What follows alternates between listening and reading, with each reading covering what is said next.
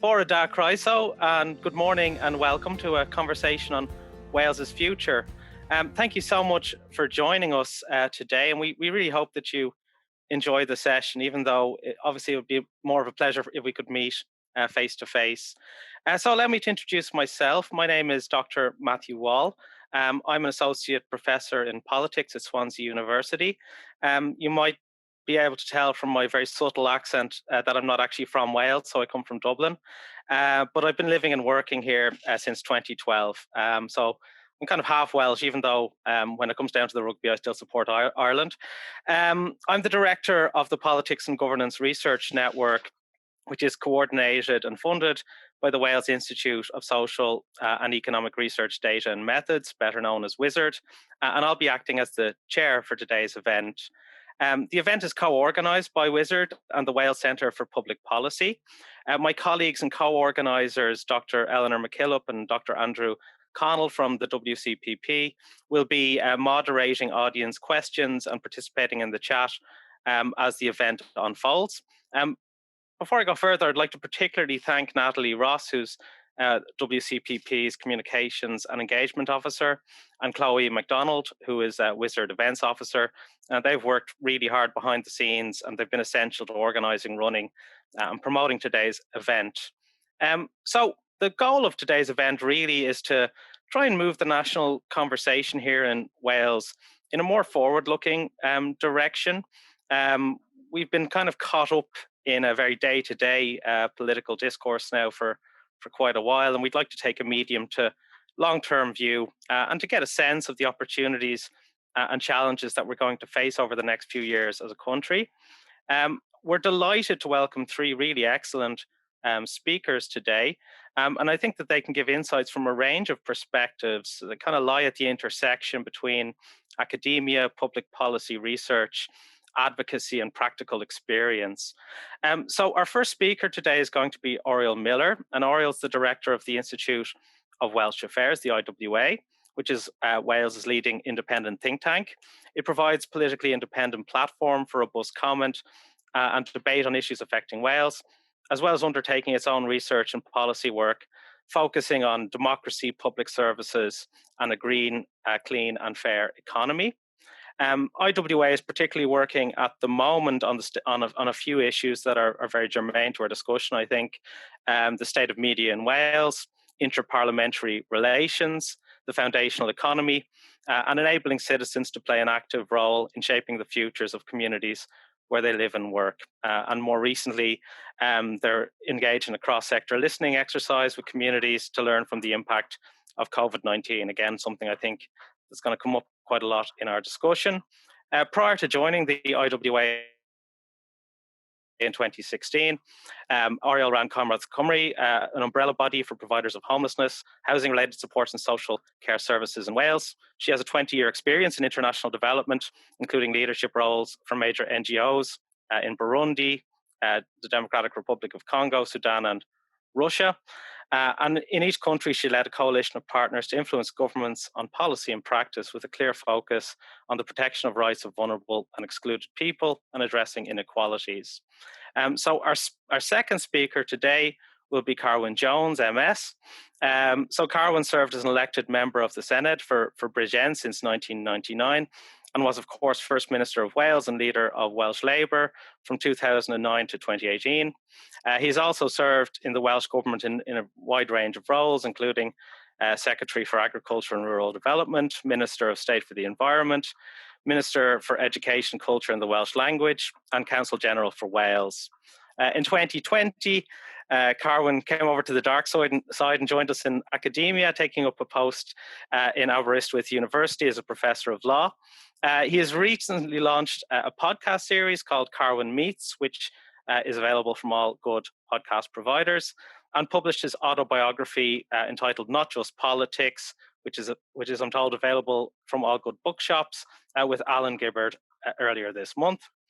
Our third speaker will be Dr. Rachel Minto, who's a lecturer in politics at the Wales Governance Centre at the School of Law and Politics at Cardiff University. Rachel's research background is in EU politics and governance, and she joined the Wales Governance Centre in 2016 to apply this background to questions surrounding the UK's withdrawal from the EU and UK devolved politics. Rachel's a prodigious researcher, and she's published in an array of field-leading peer-reviewed journals.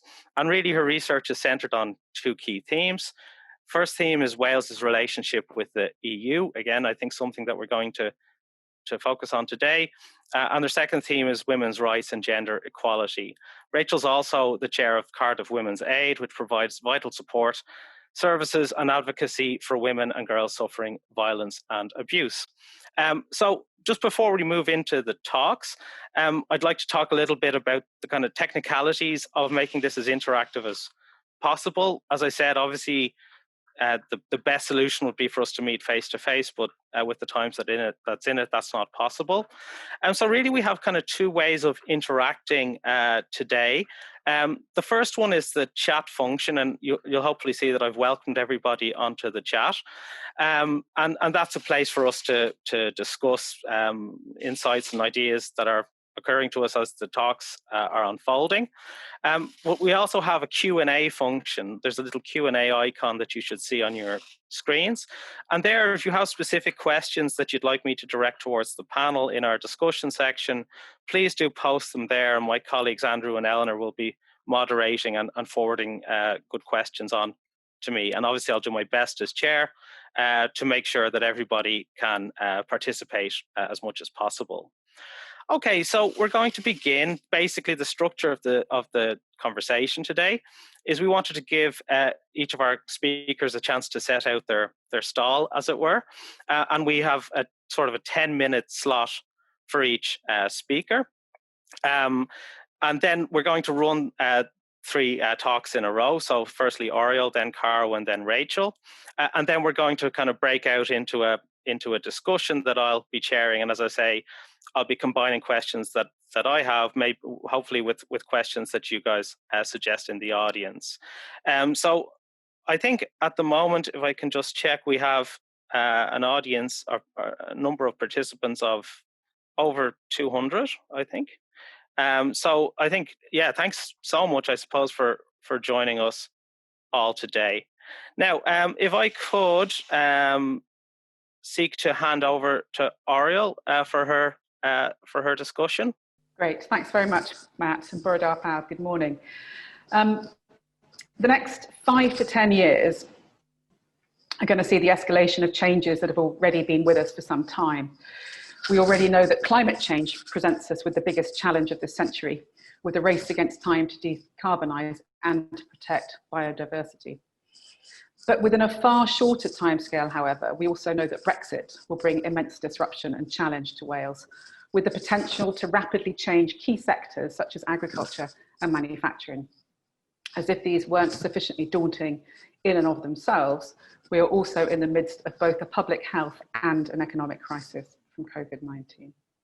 There's a lot to talk about in 10 minutes. I'm going to pick out some highlights. Alongside all of this, there is a continuous underlying and unrelenting theme of uncertainty on all fronts and at all levels too.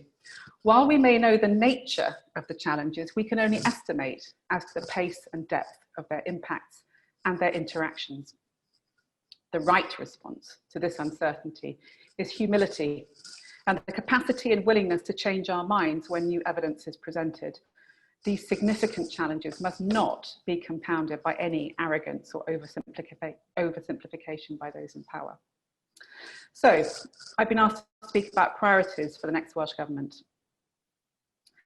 The next Welsh Government will need to respond urgently to the economic crisis created by COVID-19, stating the obvious.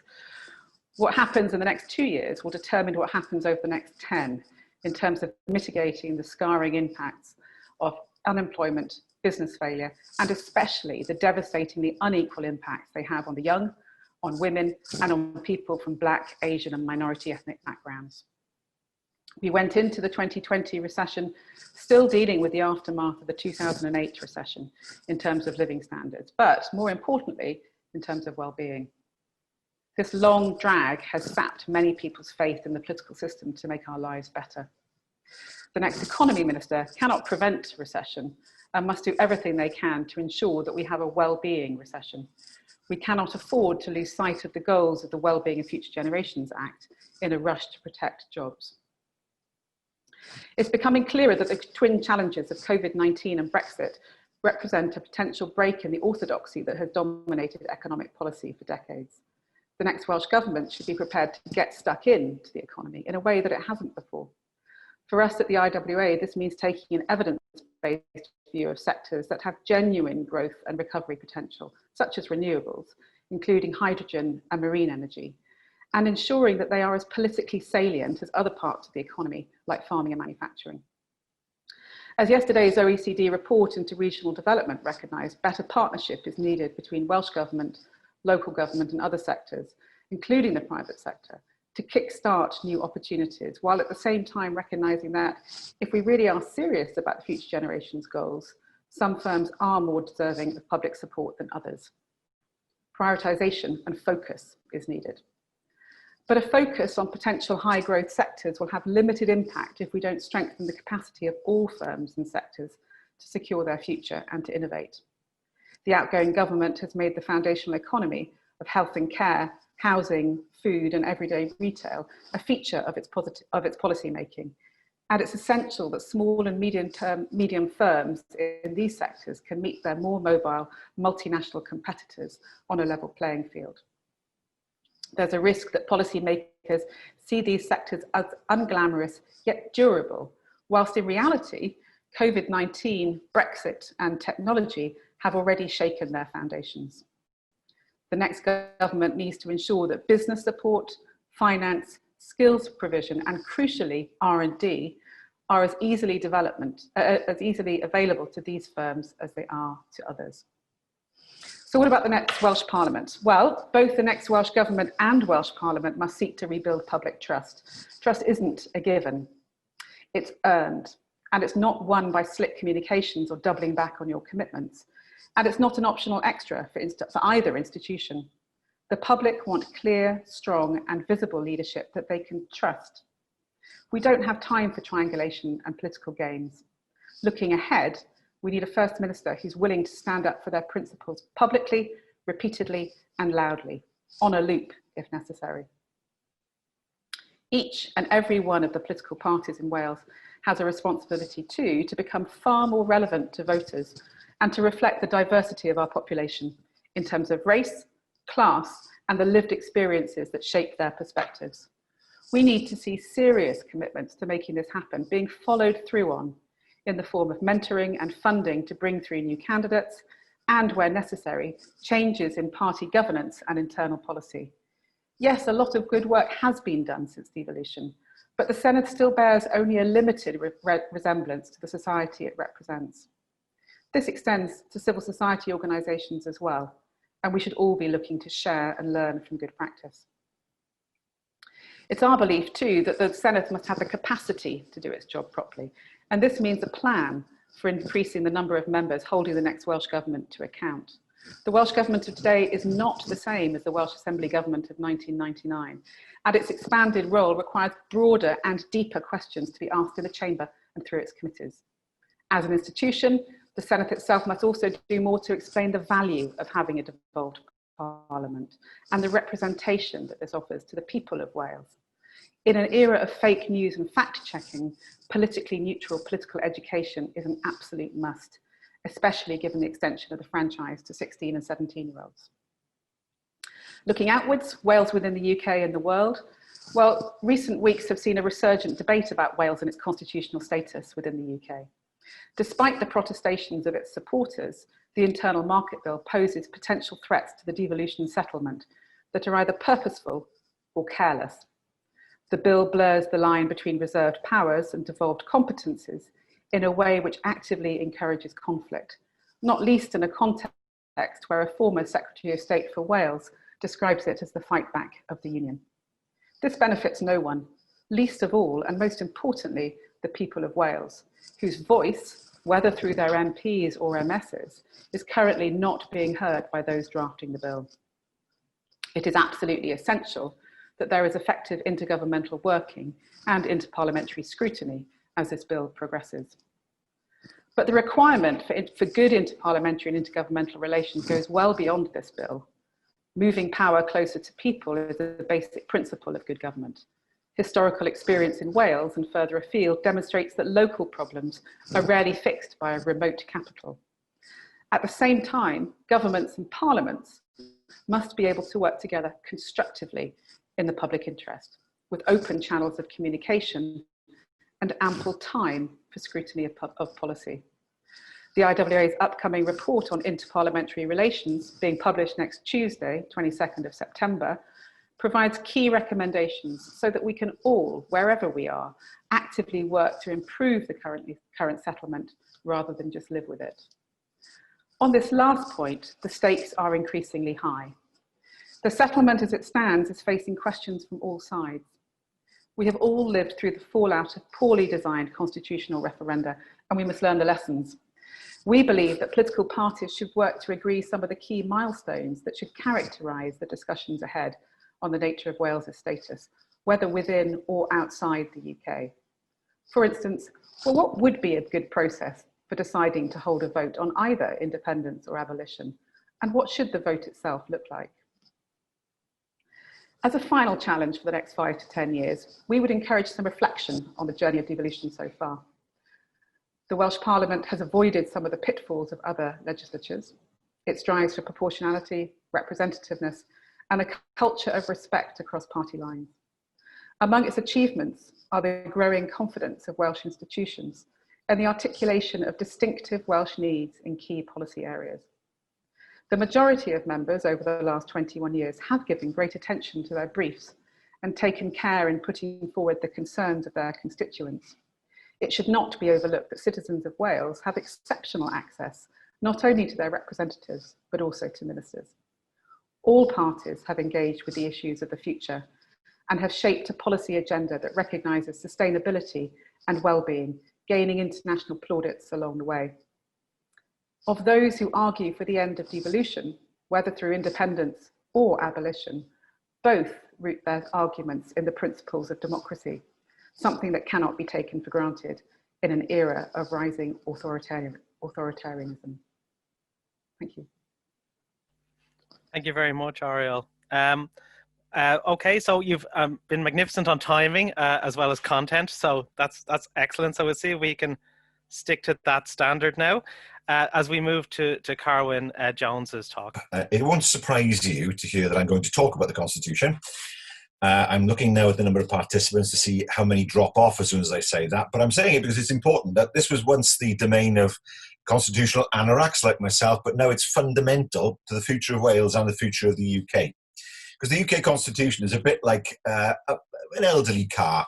You know, parts have had to have been found from different scrapyards, bits have fallen off, and everyone says, no, it can carry on as before, it's just as good as it ever was. It isn't.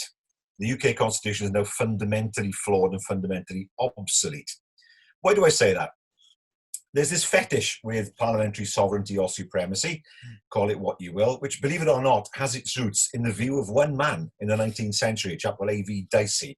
There is no legal basis for it. It's simply a convention, and it all seems to be based on 19th century constitutional theory. And there's a question mark as to actually whether it exists at all in Scotland.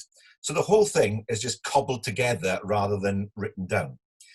Why is this important? Well, as I was already said, you could not create a situation more designed for conflict than the current devolution settlement, where you have one big overall parliament that can do whatever it wants, that occasionally tries to assert itself in ways which it shouldn't, and this inevitably creates conflict with institutions, let's remember, that were created by a democratic vote. Westminster wasn't created by a democratic vote, if you want to be pedantic about it. No local councils, but the Welsh Parliament was. It has a democratic mandate, unlike any other institution, and the opinion polls show us that is a very strong mandate still. We see that conflict being expressed even now with the Internal Markets Bill, which is something which in principle I agree with. We want to make sure that there's a UK single market, but it's the way it's been done, an imposition by the UK government, which is also the English government at the same time, without being able to resolve that conflict, without there being a consensus as to what it should look like. So it needed to be done, but it's the method that is the problem. So what's wrong? Well, we can see support for independence now consistently over 50% in Scotland. We have a historic high of support for independence in Wales, although it's still in the mid-30s, but well beyond what I thought I'd see in my lifetime. And Wales is where Scotland was 20 years ago. Let's not forget that. So the UK, it has an existential threat hanging over it. And I think that threat will become real unless there's real change in the way we operate. There's no proper intergovernmental process. There's a body called the Joint Ministerial Council, where I can tell you from experience, we used to go and shout at the UK government on an annual basis, where they would nod at us and nothing would ever happen. It could be much more effective than it actually was, and that's part of the problem. There is a dispute resolution process. So if we have a dispute with the UK government, then there's a process we can follow, and the dispute then is settled by the UK government. So basically, the other party in the dispute is also the judge. Try running that past any court in the land. Also, the UK government decides whether or not there's a dispute at all. So when Northern Ireland got £1 billion just thrown at it, even though some of it should have been Barnetised, we raised this as a dispute through the formal dispute resolution process, only to be told the UK government didn't accept there was a dispute in the first place. So we couldn't even get that far. So it shows you how inept the current arrangements are. Now, there are those who will argue that the solution is either to get rid of devolution, so making Wales part of England, frankly. I don't want to be part of England, and not under any circumstances. I want to live next door to England, and I want to live in friendship with England, and I want to share a union with England, but I don't want to be English. So that's what that means in reality. For Wales, see England. I'm never going to support that. Others will say independence, and again, that has a superficial charm for some people, but there are fundamental issues with independence that are very difficult to resolve. First one is, if you're independent, sure, you're sovereign, but money.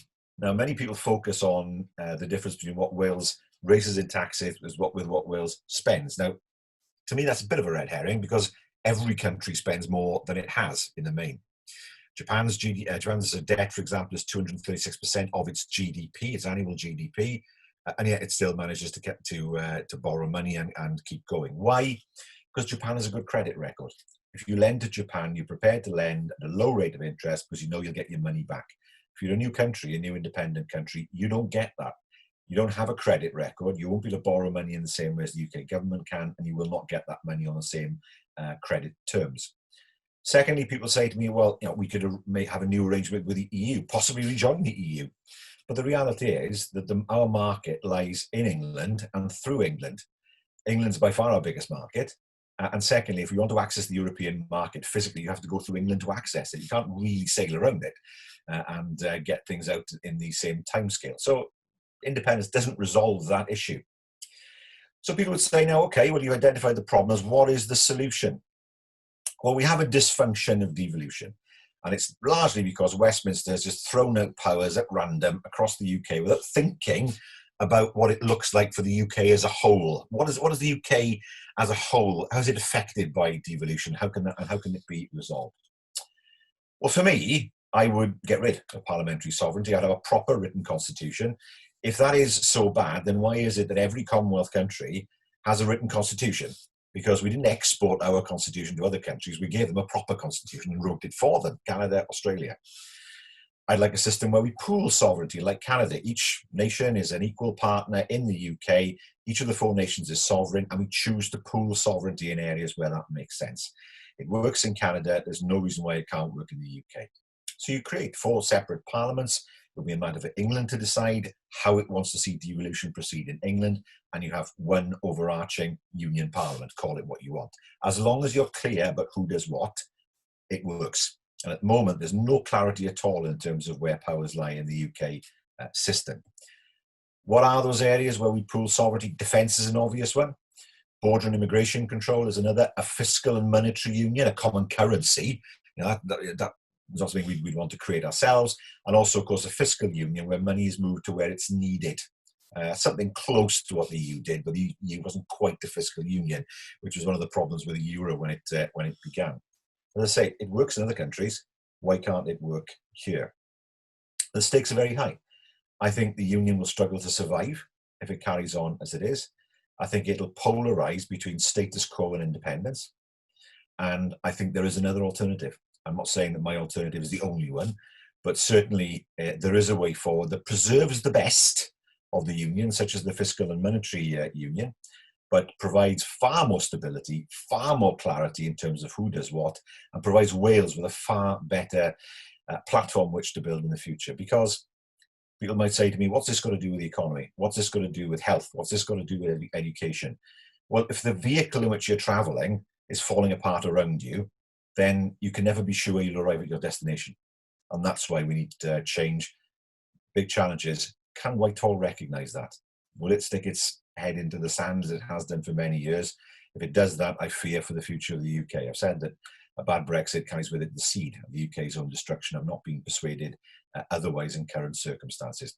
Big challenge for us all, but I'm glad to see the constitutional issues have been removed from the anorak in which they were originally enclosed and are now in the mainstream. Thanks. Thank you very much, Carwyn. I'm a self-confessed political anorak myself, so it's nice to be cool for a change. So yeah, thank you very much, and again, perfect on the timing, which is wonderful.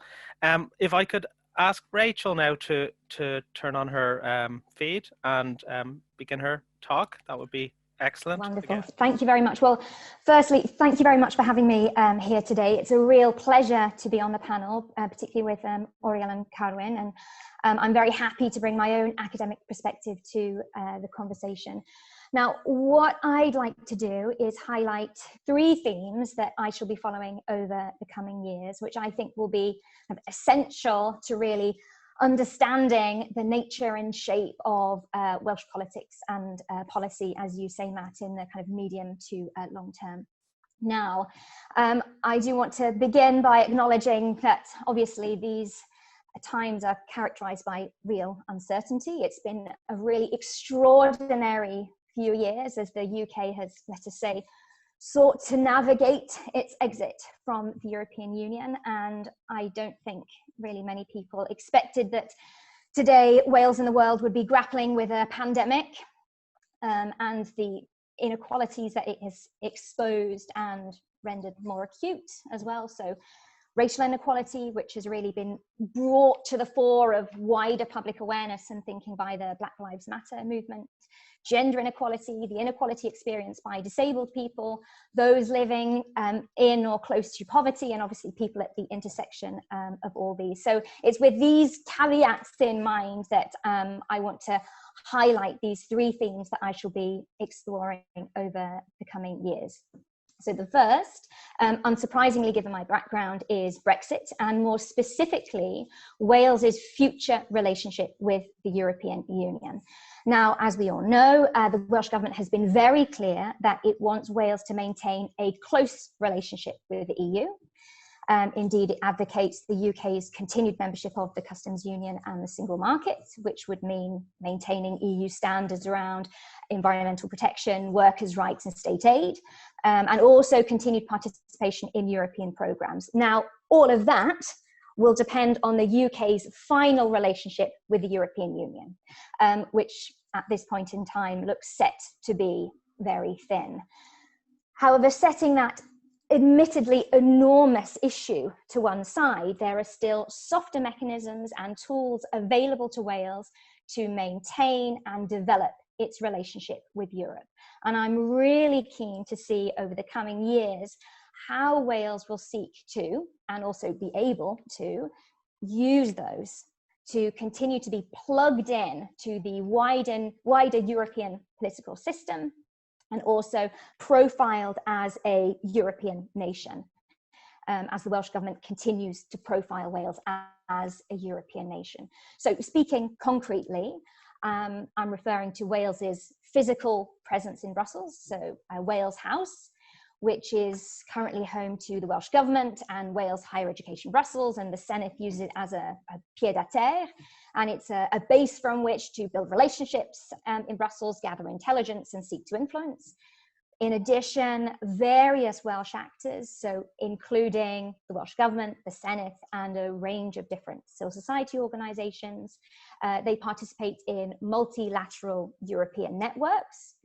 And these are used to build partnerships, share best practice, to promote Wales, and to participate in Europe-wide debates. So, for example, on climate change, equality, waste, etc. And then finally, the final tool, if you like, the Welsh Government has a number of bilateral relationships with like-minded partner regions, such as Brittany, Flanders, and the Basque Country. So these are existing tools and approaches that Wales has the opportunity to build upon. Now, obviously, there will be constraints to Wales's European activity. The UK government is not pursuing close ties with the EU, and regulatory divergence will make cooperation in some areas more difficult, and also there will be very real capacity constraints. However, it still will be really important and interesting to see what happens in this space over the next 5 to 10 years. So that's theme number one. Theme number two that I shall be following over the coming years is the development and, well, really the substantiation of the equality and social justice agenda in Wales. And this is of acute significance as Wales seeks to recover from the impact of coronavirus. And also as the UK leaves EU frameworks for workers' rights, environmental protections, and that there is a risk as well to the UK's future adherence to the European Convention on Human Rights. Now, Wales has tended to espouse a more progressive approach to promoting equality and social justice, and some key milestones that I'm sure we'll all be familiar with include securing equality mainstreaming in the founding legislation of the Senedd, the more favourable representation of women, the really groundbreaking Wellbeing of Future Generations Act. Also, myself, have been really interested in the work that's taken place in the context of creating a feminist government in Wales, which is ongoing. And also there's ongoing investigation into the possible incorporation of human rights treaties in Wales. So over the coming 5 to 10 years, I think it will be really important to see how the Welsh Government and the Senedd take this equalities work forward, and how the Wellbeing of Future Generations Act as an overarching framework can support this work. And this is really of fundamental importance to the future shape of the Welsh economy, to Welsh society, and obviously to the post-coronavirus recovery. The third point I would like to highlight today is the future of regional funding post-Brexit, which also obviously touches on questions around post-Brexit intergovernmental relations, which I imagine we'll come back to in discussion.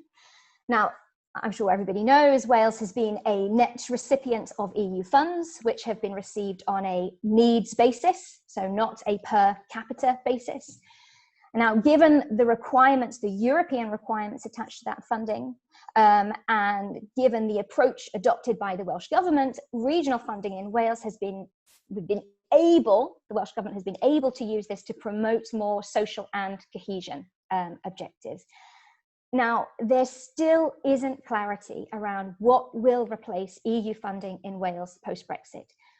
We know there will be a shared prosperity fund, but the much awaited consultation on the shared prosperity fund hasn't taken place. We're expecting to find out more with the comprehensive spending review in the autumn. The spending powers included in the internal market bill, let's say they came as something of a surprise. They do provide for UK government spend in Wales. They clearly cover areas of devolved competence. So this is perhaps giving us an idea of the direction of travel. But who's in charge of this regional funding really matters, obviously, because they will get to decide how the money is spent and the objectives and the principles attached to that. Now, if the Welsh Government loses control over this spending and it falls to the UK government, there's a real concern in some quarters that the post-Brexit regional funding will be anchored to the UK's industrial strategy, which means it will take Wales away from the more social and cohesion objectives that it has attached to this regional funding. So those are the three things that I want to highlight today. So Wales in the EU post-Brexit, the future of equality and social justice in Wales and post-Brexit regional funding. And I'm very aware, as I'm sure we will discuss, that Wales and Welsh actors will be constrained in different ways with respect to all of these by the devolution settlement, by its relationship with the UK government, by capacity constraints, but notwithstanding these constraints and shaped by them. It will be really important to see how the decisions taken in this space and the developments in this space play out over the coming years. Thank you. That's wonderful. Thank you, Rachel. Well, it's very easy being a chair when everybody keeps to time. So that's really excellent. So I'm going to now move into the kind of the conversation or discussion phase. So if I could ask our panelists to activate their microphones, please, that would be great. And yeah, so we've been kind of logging quite a lot of questions and ideas as the talks have been going on, and I should say they've been very well received on the chat. A first question, one of the participants asked about Yes Cymru, who are reporting this ongoing rise in their membership numbers, and something that came up, I believe, in Carwyn's talk is this independence movement. Something that was less brought out in these pieces was the growing like anti-devolution movement, or devo-skeptic, or abolish the assembly. So in a recent Welsh political barometer, you could find 22 to 25% of respondents supporting the abolition of the assembly. And now we know that it depends a little bit on how you put the question, but there's definitely been a rise in that direction. And so it seems to me that the kind of status quo is under attack really from two quite radical extremes, one of independence, another of abolition.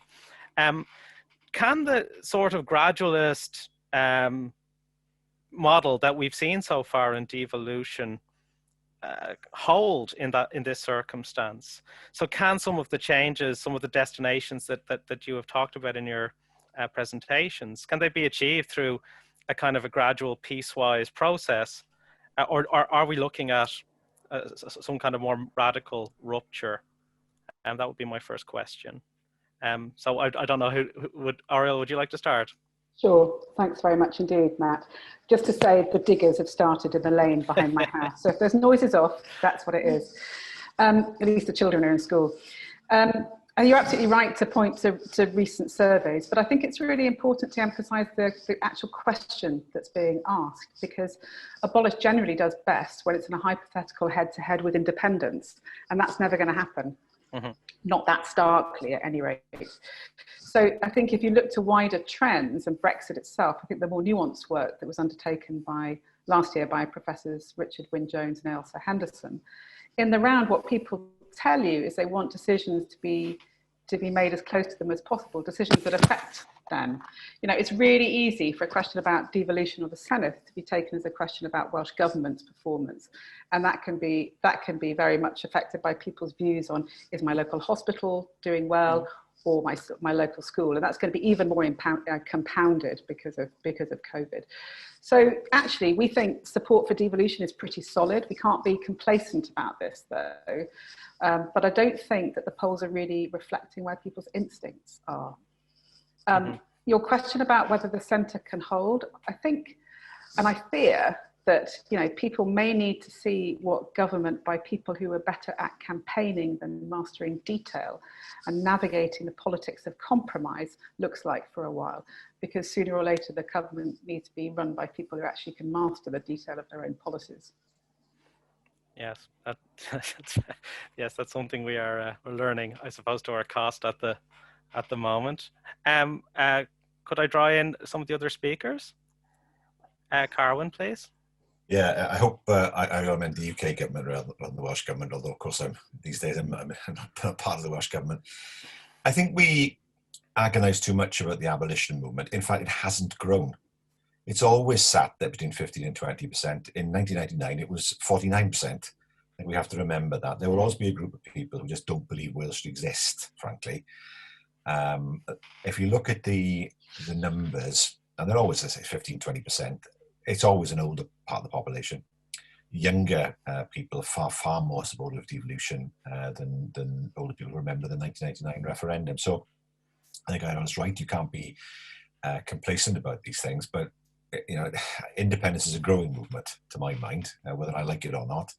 Abolition is at most a stagnant movement. Let's say, in any opinion poll over the past 20 years, you will find 15 to 20% of people who say that.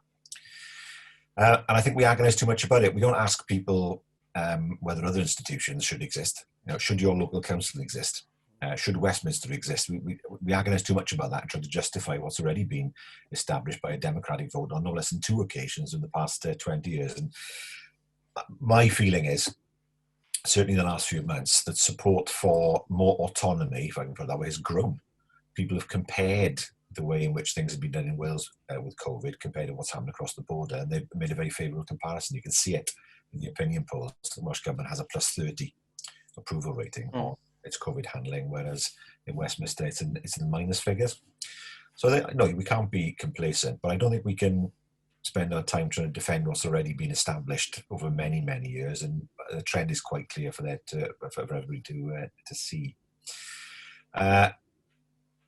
Question was, will there be a squeeze in terms of those who believe in the status quo and or abolition, and those who believe in independence? The answer quite simply will be yes. And in that squeeze, the independence vote will benefit more than the abolition vote, because many people who are devolutionists are never going to vote for abolition, and if they're forced to, they'll vote for independence, especially younger people.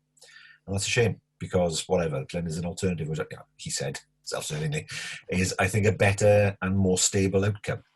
But as we saw 100 years ago when it came to Ireland, if you say no, no, no, no, no, eventually people will say, right, we want something more radical than we ever wanted in the first place.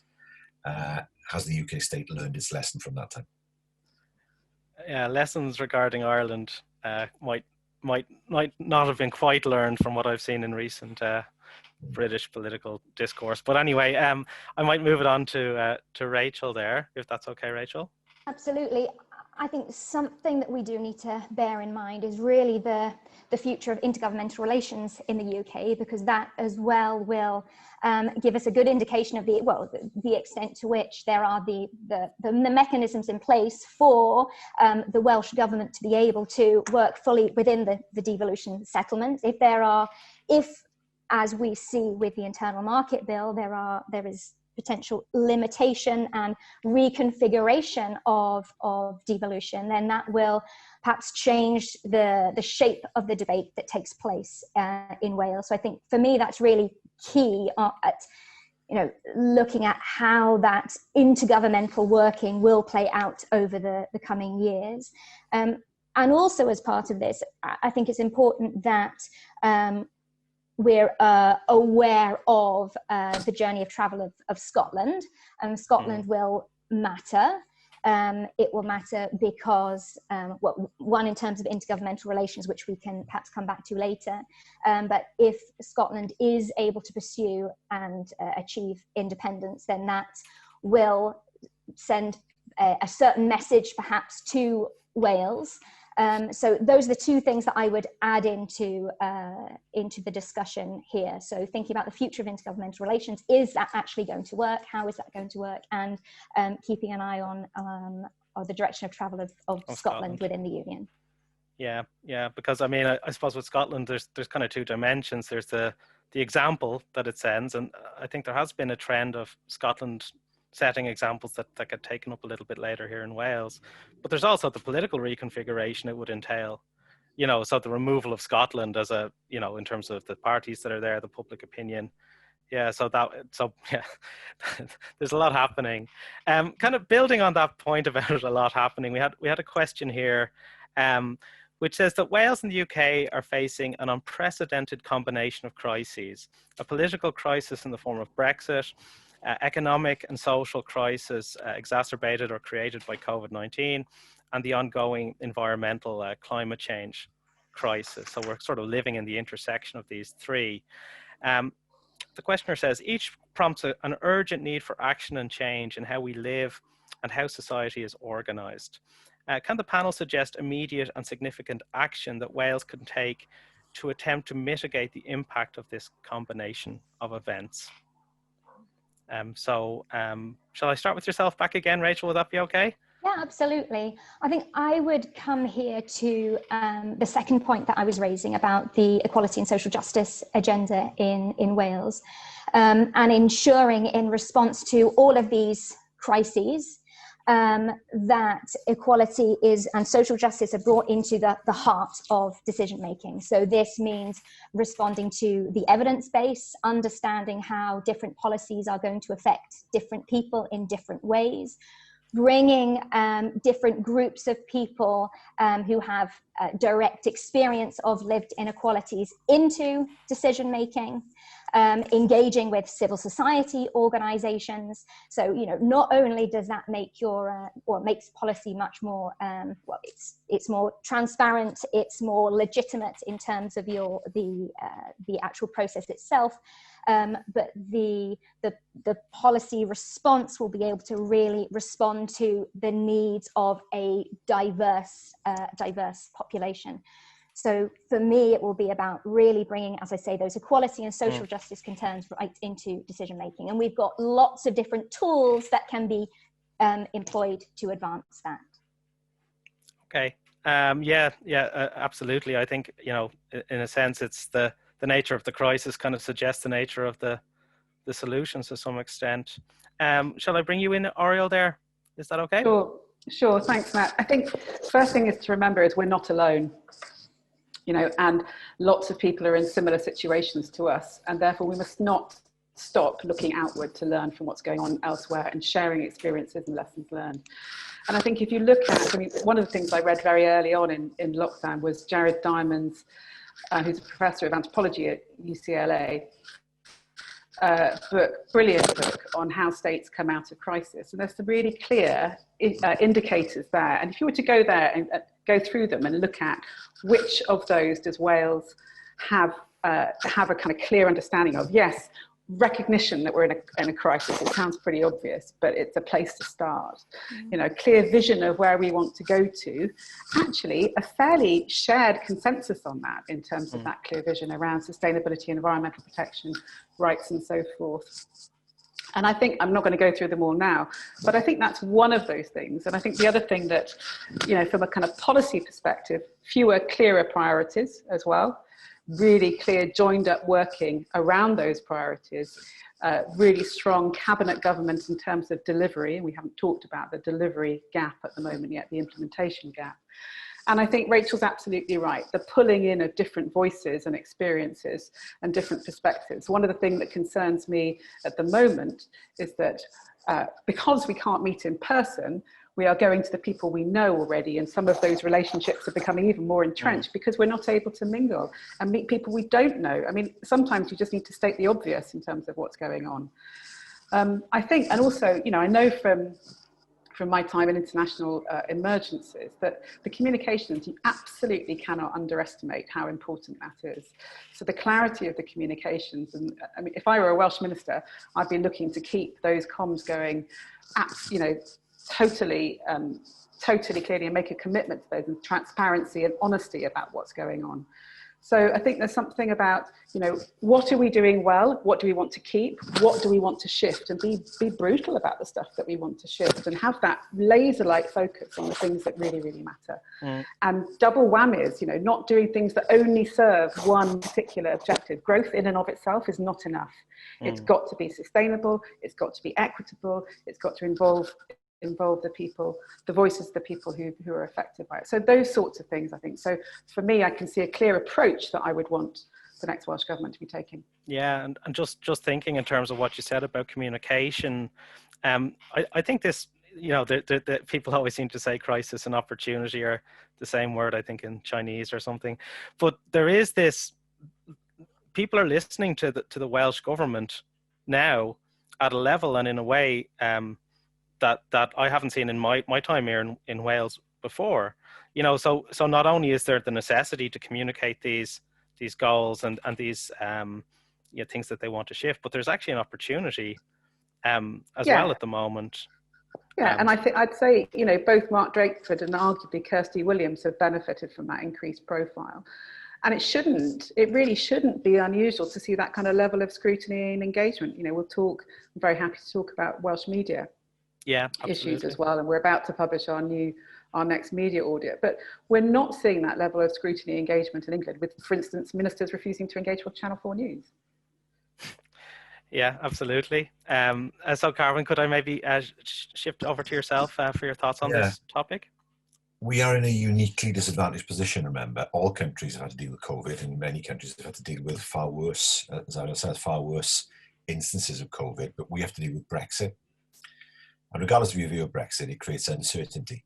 That's the problem. We have no idea what our trading relationship with our biggest, closest customer will be from January onwards.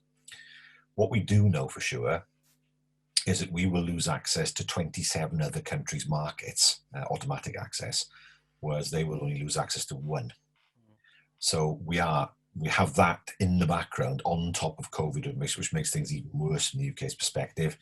Even if you're Brexiteer or not, the very fact that there's uncertainty certainly is something that's coming through to me as a disadvantage for business. What do? We know if there's a financial crisis, that people get hit the worst are the low paid. I mean, the bankers caused the crisis in 2008. Who paid the price? Workers in the public sector. The bankers didn't, did they? So they are the people who will be hit the hardest. The low paid, young people who can't get jobs, those are people who've got fewer skills. So how can we help them? This is an unprecedented crisis in terms of this century, and it needs radical solutions. And one idea I think we need to look at is the idea of universal basic income. It does take some explaining, because for a lot of people think it's money for people who are lazy, who won't do any work. But if you create a system where everybody has a sum of money from the government automatically, and anything they earn on top of that is theirs, and you fund that through, it's true, tax rises at the top end in order to fund that increased safety net, you don't get people living in poverty in the way you do now. You don't get people working hard and still not being able to make ends meet, because they have that lifeline, that safety net. Now, it does take some explaining. I don't think it works on a Welsh level, if I'm honest, because you need full control of the tax and benefit system in order to make it work. Otherwise, if we had a system in Wales, all we would do is pay money ourselves, and it would be a saving for the DSS. So it has to be done, I think, at the UK level, given our constitutional position. But if we're going to be serious about helping the lowest paid in society, about those who live in poverty, then it's ideas like universal basic income that will have to be looked at. Yeah, okay, that's very interesting to hear. It's again a little bit one of these things that has been a move from the political anorak sphere into a much more mainstream discussion, the universal basic income. But it does link to the next question that I'd like to ask, your final point about operating in the UK constitutional structure. And so we've had a couple of questions on this. I'm going to try and just put it in my own words. I suppose it basically comes down to this contention that whether it's regarding the internal market bill that's going through at the moment, or the more general thrust of economic policy, you basically have a situation where there's a government in Westminster with a majority of 80 seats, with a mandate that's going to run probably for the next 4 years or so. That seems to be, how to say this, looking to move things in the opposite direction, if anything, to both the kind of constitutional and sort of economic answers to the crisis that might suit Wales particularly well. And it goes probably, Carwyn, to your point about federalism. Like, how do you move towards something like that when the center of power in the current structure is actually moving in the opposite direction? How do you push against a headwind from Westminster? Well, the House of Commons is fundamentally a lawless place in that regard, because it can do what it wants. It's not trammelled by any laws. If it introduced a law demanding the slaughter of the firstborn, there's nothing any of us could do about it until the next election. That's what passes for democracy in our country. I don't think it's sufficient anymore. Anyway, that's a different argument. I think you're right. I think I'm not sure that Boris Johnson has a particular view on what the union should look like in terms of its relations to Scotland and Wales. And there are others who, for some reason, want to pick a fight with the Scots, a fight they lose, basically.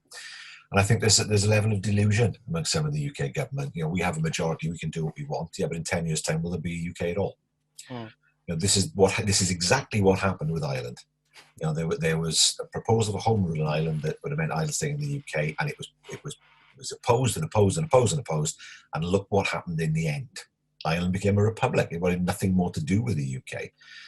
Now, that's how high the stakes are here. Yes, for the next few years, you have a UK government that can do whatever it wants, but that doesn't mean that the UK will survive. If their hand is too heavy, and they are seen as arrogantly trying to keep powers to themselves in Westminster, they're a government that people in Scotland, there's people in Scotland, North Wales actually voted for, and that has to be borne in mind. So you can't take powers away, to my mind, morally, or they may be able to do it legally, from a democratically elected parliament that has its powers through a democratic vote of the Welsh people twice, and claim that you are representing the Welsh people if you take those powers away. Remember what they said about Brexit? Brexit was about getting control of our, borders, laws, and money, something along those lines. But apparently that only applies in Westminster. As far as Wales is concerned, it's about ceding control over those things, not borders, but ceding control over our laws. And that's not something I think that people of Wales, and certainly the people of Scotland now, would tolerate. So, yep, they can do what they want for the next few years. But if they're not careful, we may find that they may destroy what they hold most precious, and will disappoint those of us who think that there's a better alternative that will keep the UK together in a new form. Yeah, I mean, again, political anoraks kind of, used to make reference to the Sewell Convention, but with the Miller case, that's basically been washed away. It's as you say, it's a what's the word? Like, they have this system in the UK where it's all about conventions and good chap theory of government, and we are sort of seeing, well, the brakes are off, and the brakes were never really there in the first place. Can I come back on that just to say, it doesn't apply to government; it applies to Parliament. Ministers, when they exercise powers, are reviewable by the courts. And actually, there's no hierarchy of governments. There's a hierarchy of parliaments in the sense that there's a sovereign parliament in Westminster. There's no sovereign government when it comes to what it can do around the UK. So, for example, this idea that in the internal market bill that UK ministers can make available money for, let's say, the M4 relief road, they can't actually build it because they don't have any powers to. They'd have to give themselves those powers, and then of course they'd have to maintain it, because there's one thing to build the roads, another thing to actually maintain it once it's built, because the Welsh government wouldn't touch you with a barge pole, would it? Like this bridge between Scotland and Northern Ireland, well, to connect that bridge, built at apparently UK government expense, it would need the Scottish government to spend many, many hundreds of millions of pounds on roads connecting the bridge. They don't think that far, but that's typical, to my mind, of let's have a big project and not think about how it actually can be delivered. Absolutely. Okay, could I maybe draw Rachel back in? Yeah, I think there was one point I just wanted to kind of add into our thinking here. It's about general awareness of and understanding of devolution beyond Wales. So I think one of the key challenges to really successfully working with the current devolution settlement and to healthy intergovernmental relations has been a real lack of not just expertise, but basic understanding of the devolution settlements amongst some UK counterparts. And also this speaks to a wider public awareness beyond Wales about the devolution settlements. And I think this is something that over recent months, given the way in which the devolved governments have responded differently to coronavirus, this is something I think that has risen up in public awareness. I think I don't want to say most people, I think a larger portion of people now in England will understand that health is devolved and education is devolved, so that the legitimacy if you like, the legitimacy of the Welsh government and the Senate will become more consolidated in the minds of those people in England as well. It will be higher in the understanding of those civil servants and politicians.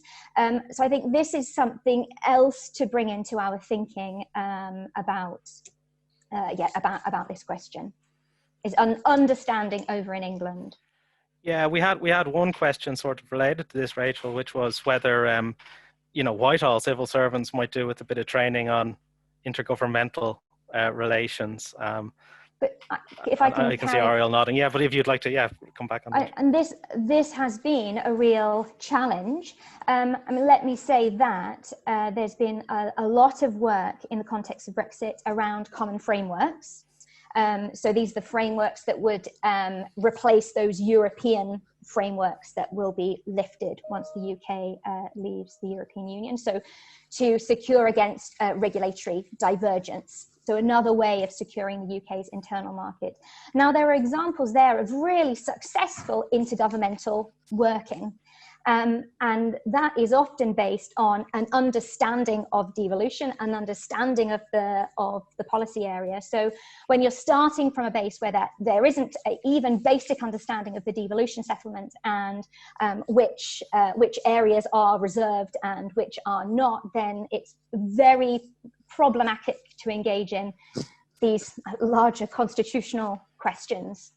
Absolutely. Auriol, I could see you kind of nodding there. Could I? Nodding quite a lot about various things, yeah. I think three things. I mean, there is no silver lining to COVID, obviously, but one of the things that has happened is it has made devolution cut through to the public in a way that it hadn't before 20 years of devolution. Decisions that impact on every single one of us, not just the political anorak, not just the policy people, but on what we do, how we live our lives, what our children can do, how we can see our friends and our family. And that's something that's there now. It's not going to change. Hopefully it might get even more highlighted as a result because of the differences of decisions that are being made across the country. So I think that's one thing. And then from the point of view, picking up on Rachel's point about awareness of devolution, totally. And I think we need to draw a distinction here between politicians, ministers and civil servants. Leave the public on one side for the time being. But just talking civil servants for a minute. A year ago, we had on secondment from the fast stream civil service in Whitehall, somebody to work with us for a period of 6 months. I had to fight for that in a way that I wouldn't have expected to. There's a sort of general scheme that you can apply to, and the response I get, we'll consider your application if it's good enough. And I just thought, what do you mean if it's good enough? And the conversation with that individual about what was different and how it was different was fascinating. That's one thing. The other thing I learned about 18 months ago is there's such a thing as Devolution Week in the civil service in Whitehall in May, apparently. Devolution Week, where there is training going on about devolution. So I thought, okay, great, let's have a conversation about this, because I think we also need to be careful about painting the civil service or government with the same broad brushstrokes. There are very different understandings of devolution in different UK government departments. In my view, DCMS, not so great. DEFRA, not bad actually. BEIS, knowing that it's got to improve. Cabinet Office, they're there. What they choose to do about it then is something different. But yes, absolutely, I would like to see far more, it's a one UK civil service. I'd like to see far more movement around the civil service as a result, but also outreach, proactive outreach from those organising the Devolution Week to bring in other actors and stakeholders to say, well, look, it may look like that from your perspective, but it looks like that. It looks totally different from where we sit and where we are. And then coming on to the SEWL stuff, IFG, the Institute for Government, recently called for reform of SEWL, and some of the recommendations are really interesting. We essentially agree with those, but interparliamentary relations, like Carwyn says, are particularly important. Poor interparliamentary relations is a problem, and all of the parliaments need to own the solutions. And then I want to pick up on some of the stuff about trade deals. So I can see some of that in the chat too. you know, there are ample examples within the EU, of sub-state divergence not affecting the single market. It's never regulated by the EU. You know, Germany is a really notable example of a federal system with plenty of divergence. We already have this in the UK when it comes to education and tuition fees. You know, we discriminate in favour of students from each nation, but not from students outside. So I think this is only really a problem if you make it one. You know, the internal market bill is a clear threat to this, and it's a profoundly troubling piece of legislation. Yes, absolutely. Could I maybe pick up just on that? Towards the end, you talked a little bit about how trade deals kind of feed into this issue.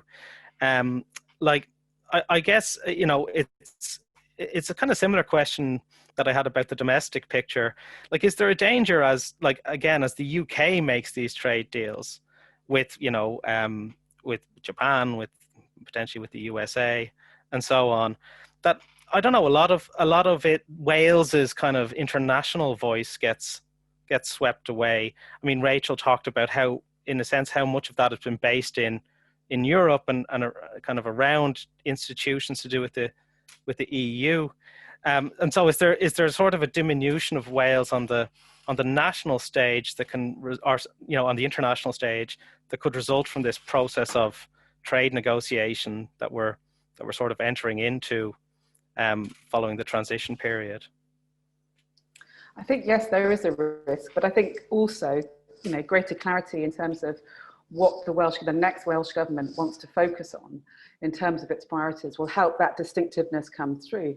And Rachel's absolutely right. You know, it's a both and situation in terms of building those relationships and continuing to develop them.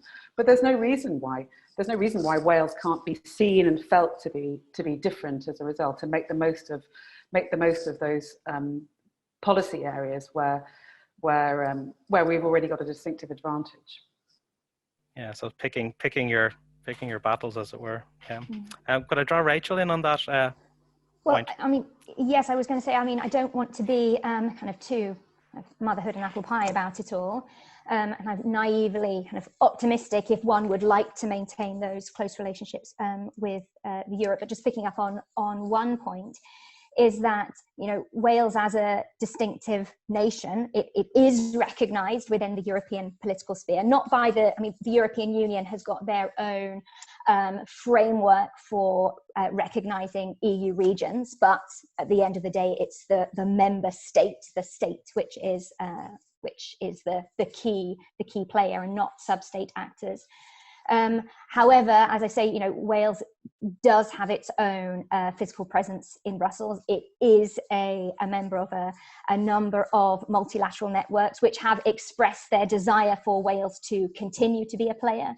Also, civil society organisations. Giving the example of, for example, the European Women's Lobby that have amended their internal rules so that UK-based organisations, including in this instance When Wales, can continue to participate within a network.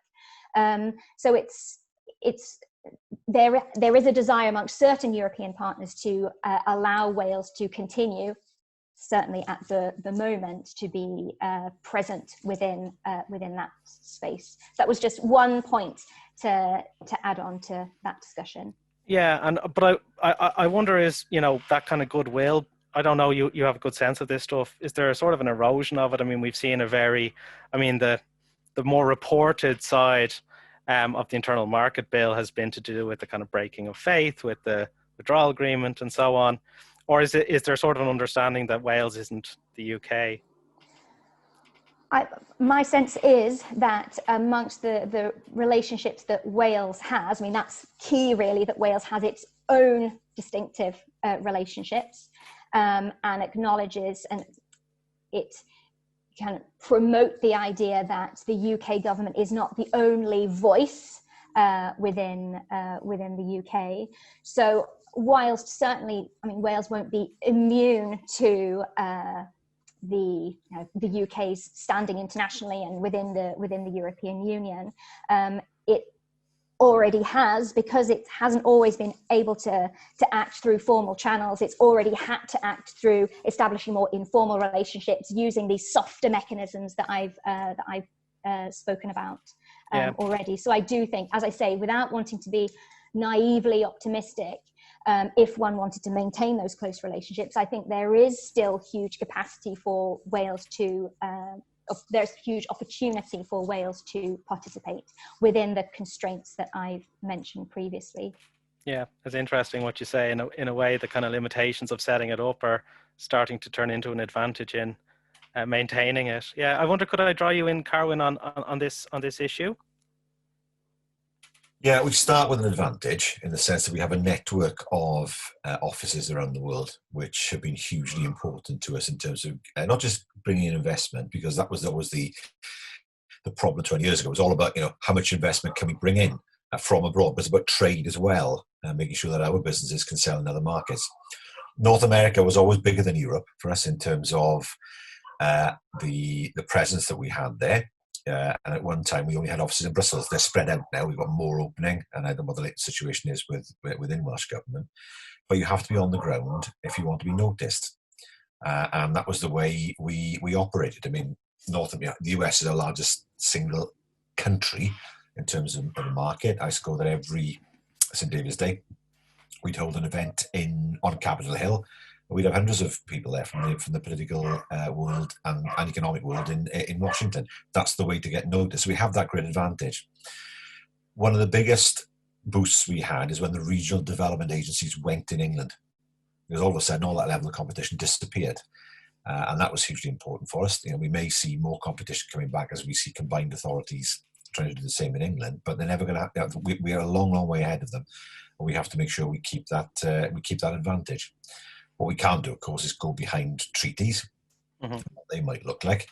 But I would think that any Welsh government would go as far as it possibly could in order to keep the investment taps flowing, regardless of what treaties might look like.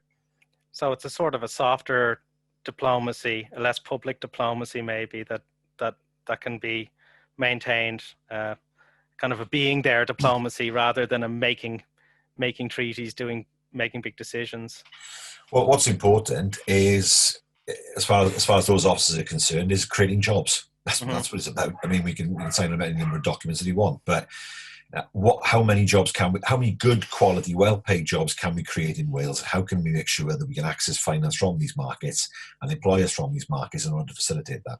And that's far more important than anything else. Now, a trade treaty can influence the way in which you can do that, but you can still carry on and make sure that you get the investment in. That's what we always focused on. We leave it to others to sign documents. For us, it was all about getting investment decisions over the line. Absolutely. And so you're kind of just building on that, this sort of more economic turn in the conversation. Obviously, foreign direct investment is a part of that. But more generally, I suppose, what are the kind of key sectors? Auriol talked about how we have to kind of pay attention to what we take for granted, but also kind of to explore new avenues.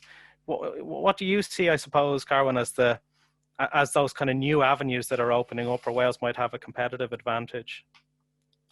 There are two sectors in which we're world leaders. One is compound semiconductors and the other is insurance. If we look at the number of insurance operations that exist in Wales, we've got a great advantage there, and we need to enable that to grow.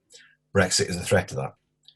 If our insurers can't access the European insurance market in the way they've been able to, and they have to set up subsidiaries elsewhere, those are jobs lost to Wales. It's that simple, really. So we have two great advantages there. We are no longer perceived as an economy that you invest in because labour is cheap.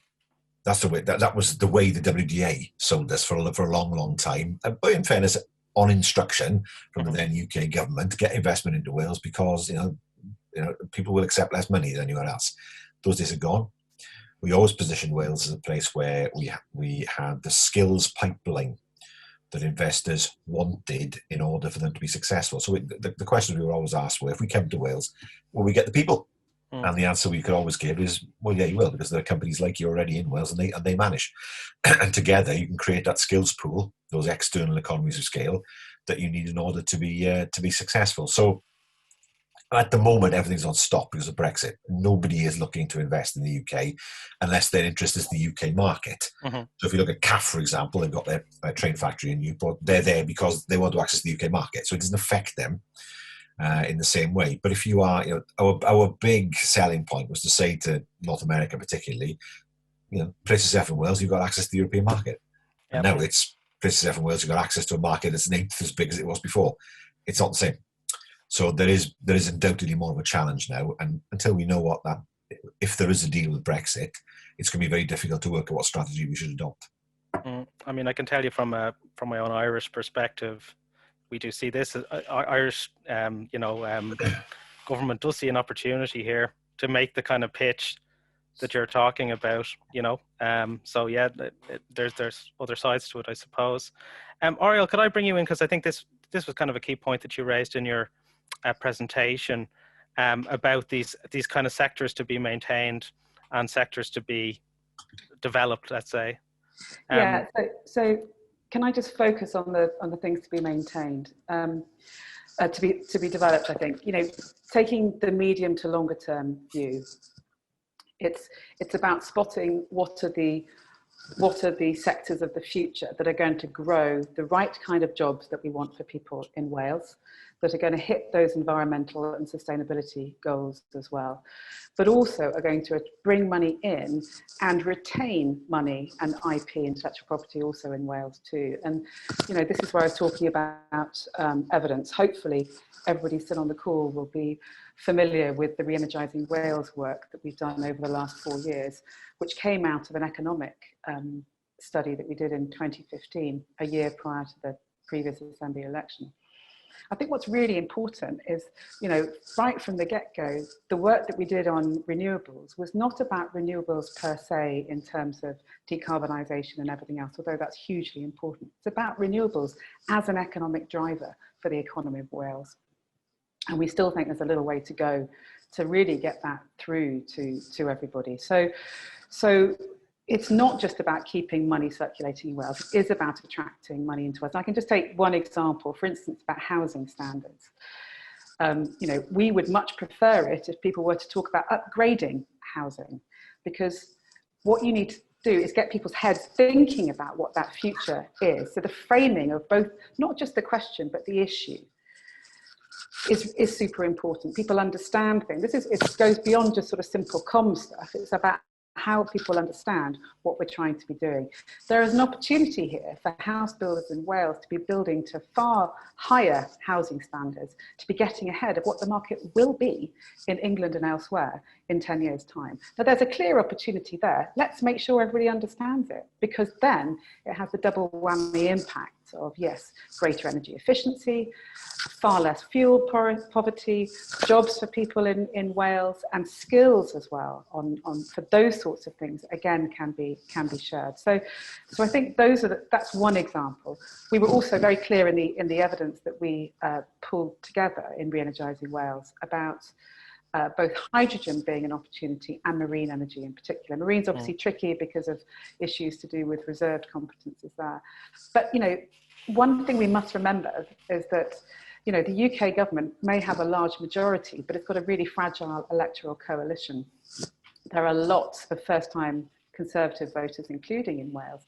And many of these voters are supportive of devolution, but more importantly, they want to see their area being well represented in deciding future trade relationships. So, the UK government can't afford to alienate these people, and they need to see and feel and touch the differences that government is making for them and where they are.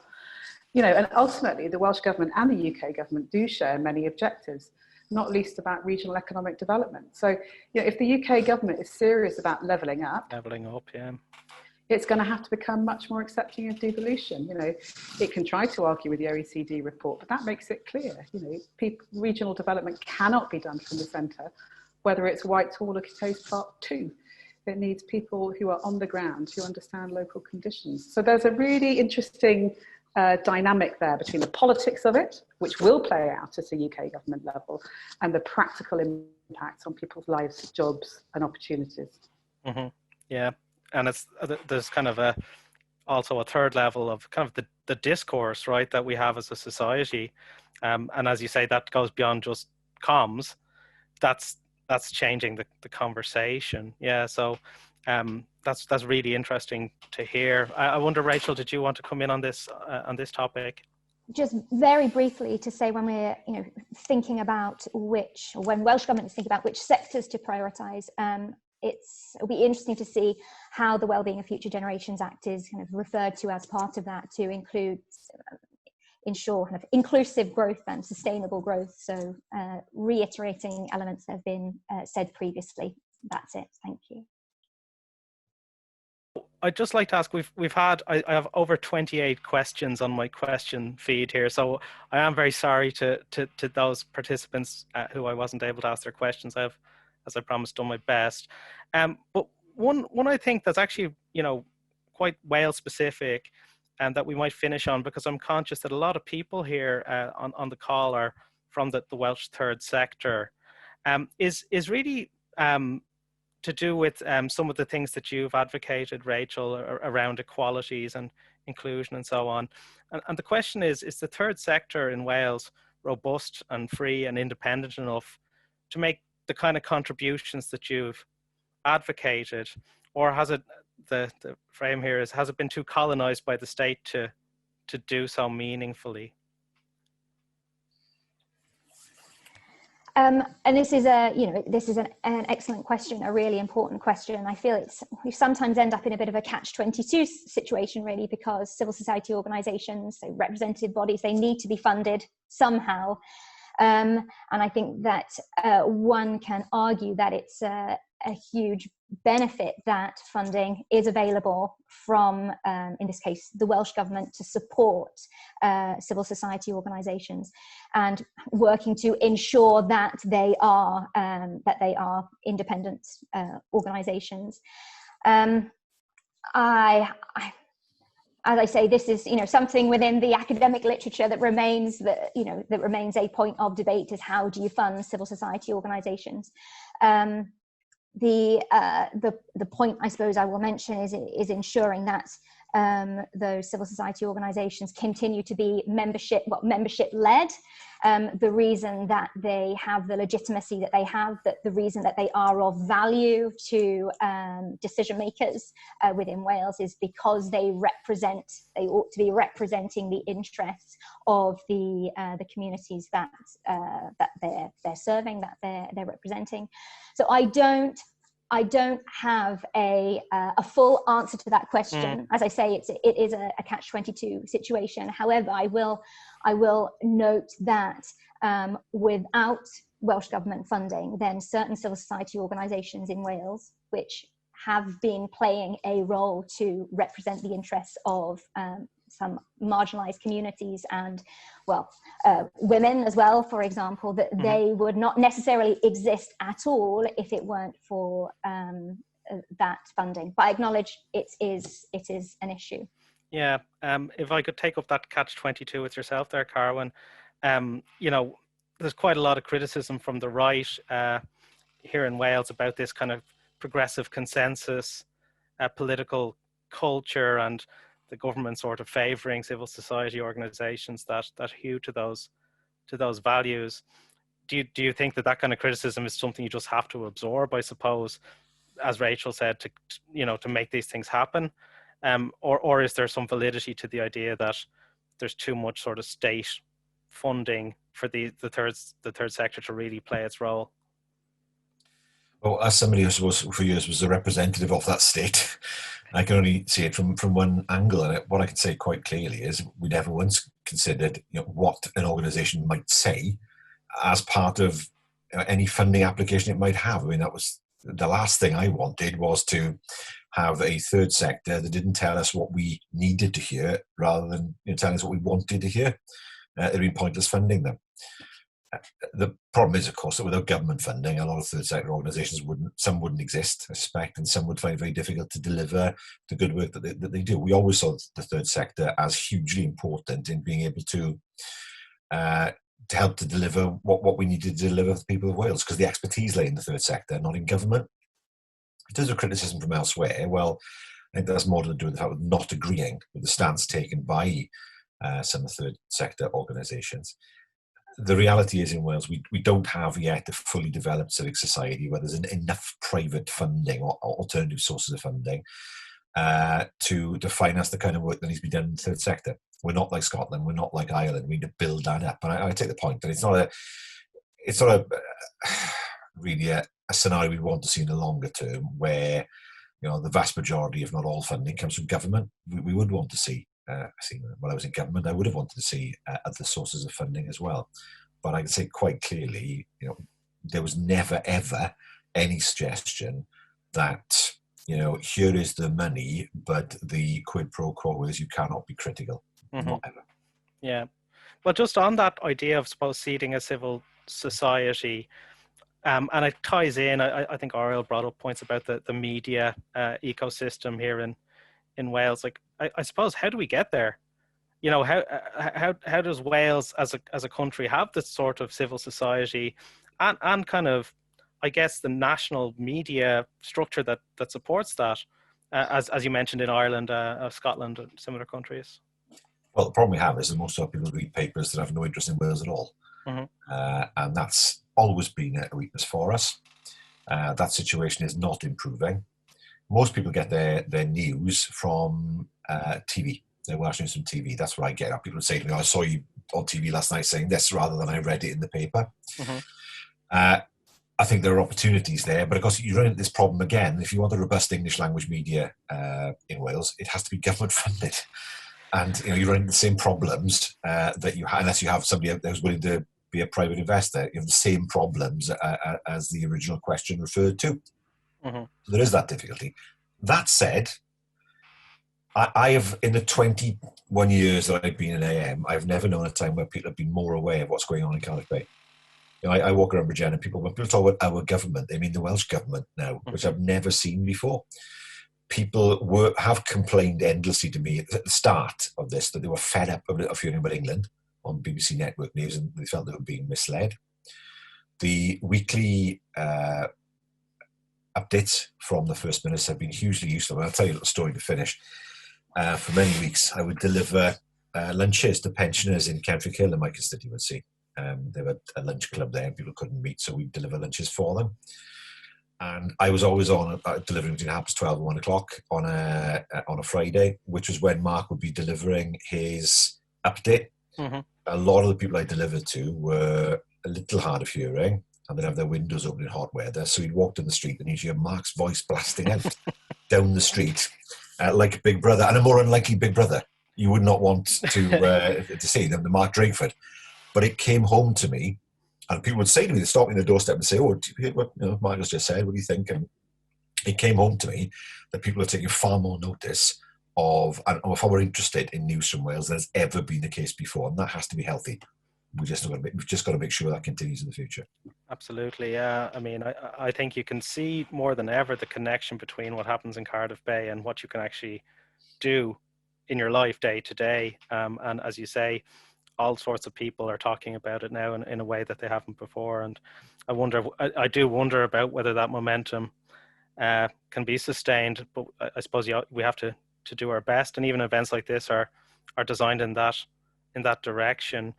So, Auriol, if I could just give you the last word, kind of on the question has morphed a little bit about civil society, third sector, and media here in Wales, and how we might sort of seed a more vibrant and self-sustaining, ultimately, national public sphere.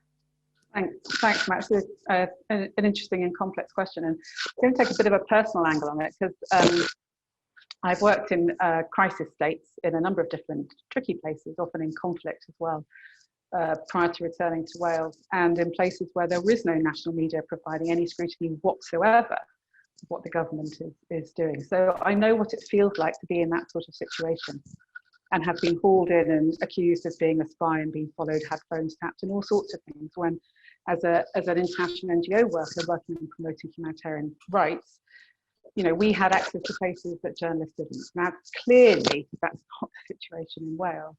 But I was gobsmacked to return here to find that there's a careful process of negotiation in terms of what you are going to talk to the Welsh Government about in terms of those third sector organisations. So, and that was start, because third sector organisations should be having the conversations that they want to have. And yes, so there's some choreographing so that people can be prepared and so forth. But you're absolutely right. There is an issue in terms of funding, and that's also because of funds available in Wales, social philanthropy in Wales, and so forth. Very small number of organisations prepared to fund, and much greater coordination between them over the 8 years that I've been back in Wales about what they want to fund, and clarity and priority and focus of that. And there's also an issue of UK funders as well, and getting enough applications from Wales. So that's one thing. So there's a whole bundle of stuff in that. The other thing I want to talk about is how important, as Rachel said, it is for civil society activists, organisations, campaigners to be constantly connected with those external dialogues and debates. And I can draw a very specific example of living in Russia, where the media is the state, for instance. And one of the things that we did then was work with the equivalent of the LSE in Moscow to build a public policy institute where regional leaders' voices could be heard, and to buddy them to go to those sort of set piece campaigning engagements like the G20, where you would never see Russian activists. You'd see British, American, Canadian, Brazilian, whoever. But they were listened to in a very different way when they came back to Russia because of that exposure and experience. So it's absolutely crucial that that continues for third sector organisations in Wales. So to have that looking outwards experience to Europe, but not only to Europe, I'd say as well. So that's one thing. The third point around the media, absolutely. We've got our third media audit being published in likely November, and a media summit the week of the 16th of November. But unfortunately, we're only going to see a really small, I think, and disappointing, there's some progress, but a small and disappointing set of progress since the last one in 2015 in terms of the media in Wales. So I think, when you come to thinking about openness and access and scrutiny, I'll just go back to my previous point. If I were a Welsh minister, I'd be making a really full-throated commitment to continuing the level of openness and transparency, and inviting opposition parties to do the same if they if they form the next government too. Journalists like Gito Harry have pre-COVID criticised ministers for not being willing to take those questions, and not unreasonably. And I think ministers should be looking to completely neutralise that argument. And one of the good things we have seen is questions from all sorts of media organisations coming through because of the advantages of working digitally as a result. Yeah, absolutely. It's a very powerful argument. You can't really afford to be opaque in this kind of context. Well, listen. It's been an absolute pleasure to talk to you all. The time has kind of sped by. I would just like to say, so we'll be keeping the chat open until 12 o'clock. So if people do want to just give us any feedback on the event, suggest future events that we might be able to organise, they can use that time. There's also a hashtag, which is Wales Future 2020 on Twitter, where we can continue the conversation there. I would just like to, again, to really thank our three panelists, Rachel, Carwyn and Auriol. I think it's been the presentations were really enlightening, and I think the discussion was very open and honest, and hopefully those of you on the call have found it illuminating. So yeah, I would just like to draw things to a close there, and again just to say thanks both to the audience and to our panelists. So thank you very much, everybody.